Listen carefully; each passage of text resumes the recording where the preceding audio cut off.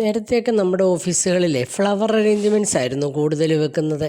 ഇപ്പോൾ അത് മാറിയിട്ട് നമ്മുടെ അറേഞ്ച്മെൻറ്റ്സ് എന്നൊരു പേരിലേക്ക് മാറി. കാരണം ഇപ്പോൾ കൂടുതലും നമ്മൾ ഹരിതമാണല്ലോ നമ്മളുടെ ഒരു മെയിൻ പച്ചപ്പ്. അപ്പോൾ നമ്മളിപ്പോൾ കൂടുതലും വെക്കുന്നതേ ഈ ഇലകളാണ്. ഇലച്ചെടികളുടെ നാമ്പുകൾ വാട്ടർ പ്ലാന്റ്സ് ആണെങ്കിൽ നമ്മൾ വെള്ളത്തിലോട്ട് ഇറക്കി നല്ല ഫ്ലവർ വേസുകളിൽ വെച്ചാൽ 2-3 ഗുണം. ഒന്ന്, കുറേ ദിവസം അത് നമ്മുടെ ഓഫീസിൽ ടേബിളിലിരിക്കും.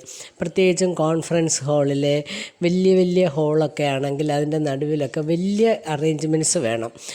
പിന്നീട് ഈ വാട്ടർ പ്ലാന്റ്സ് ആണെങ്കിൽ അതിന് വേര് വരും. കുറേ ദിവസം കഴിയുമ്പോൾ നമുക്കതെടുത്ത് ചെടി ഇഷ്ടമുള്ളവരാണെങ്കിൽ നമുക്കത് പോട്ടിലാക്കി വെക്കാം.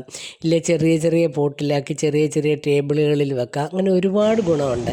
ഇന്ന് ഞാൻ ചെയ്തത് ഞങ്ങളുടെ ഒരു ഓഫീസിലേക്ക് വേണ്ടി കോൺഫറൻസ്, ആ ഓഫീസിലെ കോൺഫറൻസ് ഹോൾ വലിയ ടേബിളാണ്.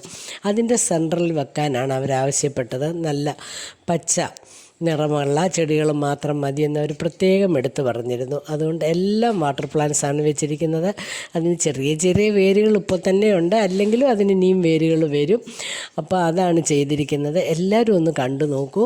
കണ്ടതിന് ശേഷം എന്നെ സബ്സ്ക്രൈബ് ചെയ്യാൻ മടിക്കരുത്.